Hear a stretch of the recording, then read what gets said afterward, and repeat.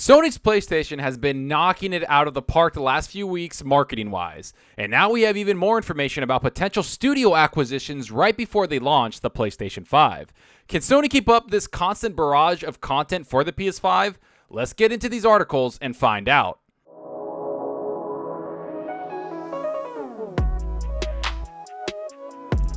Alright, so first off, I want to say that I see the amount of great press the PlayStation brand has been getting the last couple of weeks. And to be honest, they deserve it. Because they've really hit on a lot of elements that Xbox just hasn't. Now, I know hearing that from an Xbox fan might seem blasphemous, but let's look back at what exactly they've done. They showed a lot of great first-party content in their June event and looked extremely promising. They've shown a great true next-generation game in Ratchet & Clank, which has the gaming world going crazy.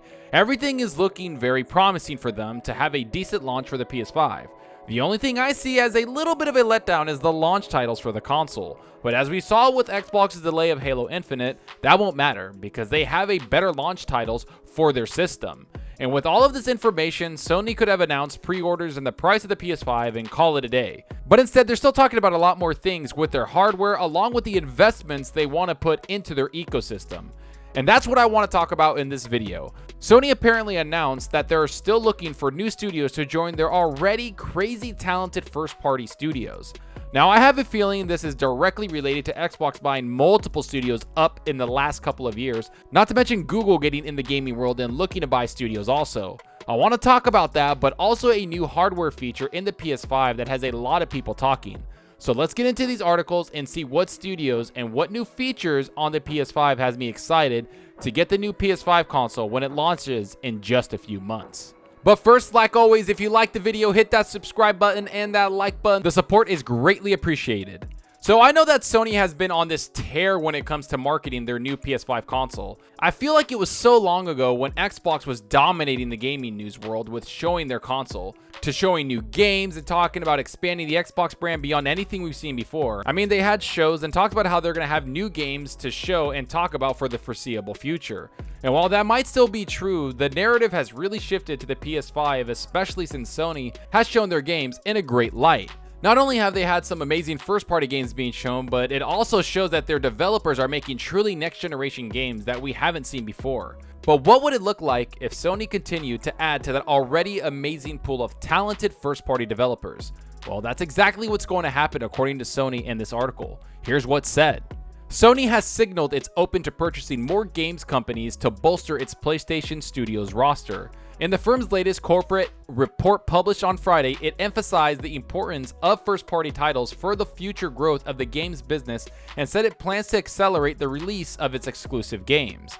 So first of all, I have to say this is something that a lot of people have hinted at for a little while now, saying that Xbox's aggressive demeanor in acquiring new studios has spurred this out of Sony, not to mention Google. So this is more of a competition thing and wanting to get great content out on their platform, which makes perfect sense to me considering Xbox has been doing the same exact thing. They've bought so many new studios and they did that so they can provide content on Xbox Game Pass, which will bring more people into the service, but more importantly, keep people on the service.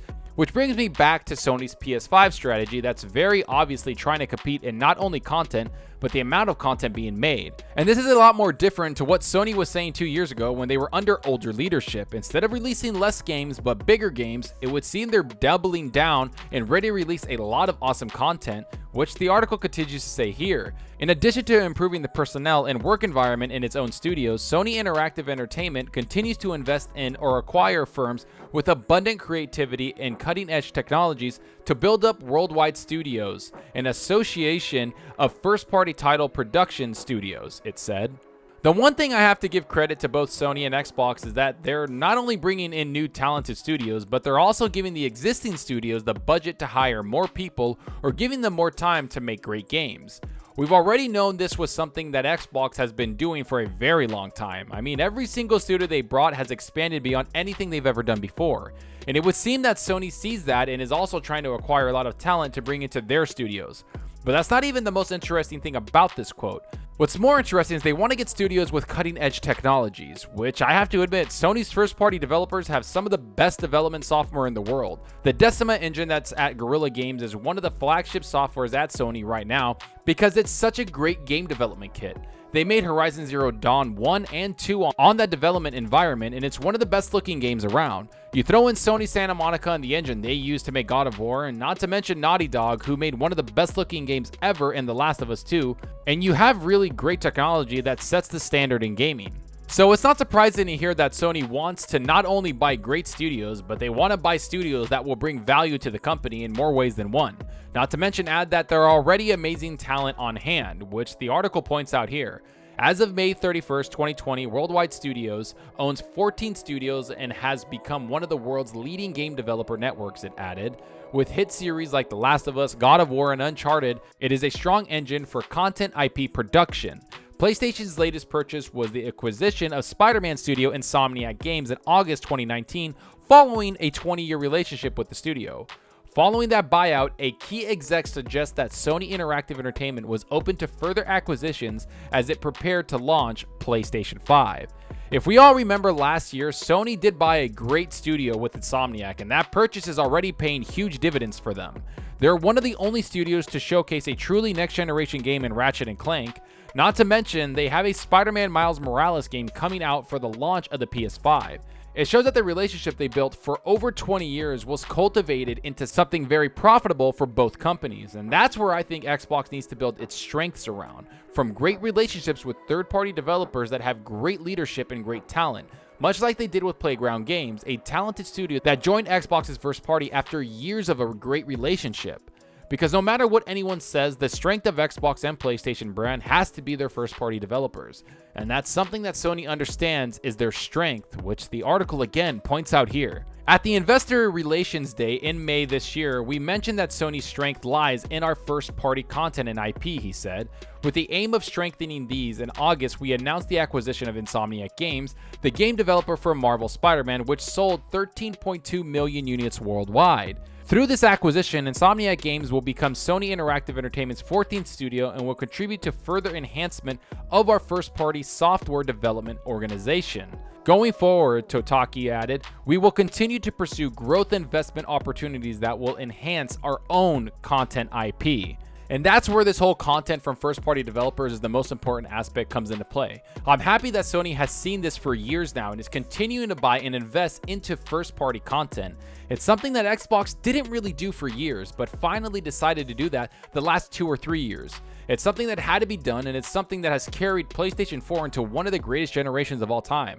Not to mention, it set them up great for this upcoming generation for the launch of the PS5. And I'll leave you with one more quote from Jim Ryan, who's the CEO of Sony Interactive Entertainment. Here's what he had to say.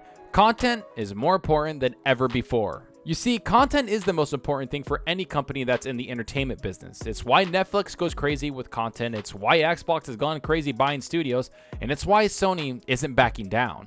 The games coming out will determine what system will sell the most and which platform will come out on top. Let's hope both Sony and Xbox can compete like crazy with content because it just means more games for us, the gamers. But enough of what I think about this, tell me what you think about all of this. What studios do you hope Sony acquires? Will Sony try to grab a studio they're familiar with? Can Xbox swoop in and grab one of these studios? Is this a direct reaction to Xbox buying studios? What type of studio do you want them to buy? Will this help Sony win the next generation and put the PS5 ahead of the Xbox Series X? Go down below and let me know. And I hope you enjoyed the video, and if you did, please hit that subscribe button and that like button. The support helps out the channel more than you know. And give me a follow on Twitter at Zalker87. I'm always on there talking games and sharing my latest videos. Plus, I love interacting with everyone there, so get on Twitter and let's talk about gaming. Also, follow me on Xbox Live. My gamertag is Zalker87, just like my channel name. See what games I'm playing, and let's compete in achievements for the month. Right now, I'm knee-deep into Marvel's Avengers. I'm having a lot of fun with the game. I actually found that there's a lot of story to it. It actually has a pretty good AAA story on it, and I'm really looking forward to just getting into every character and playing this game. I know it's marred with microtransactions and a lot of things that people don't like, but to be honest, I love comic book games, and I'm going to play this no matter what. Does it suck that it has certain aspects to it that I don't like? Of course, but hey, we move on and we play our games. And that's all for now. Thanks for watching, and until next time, remember, enjoy your gaming. Later.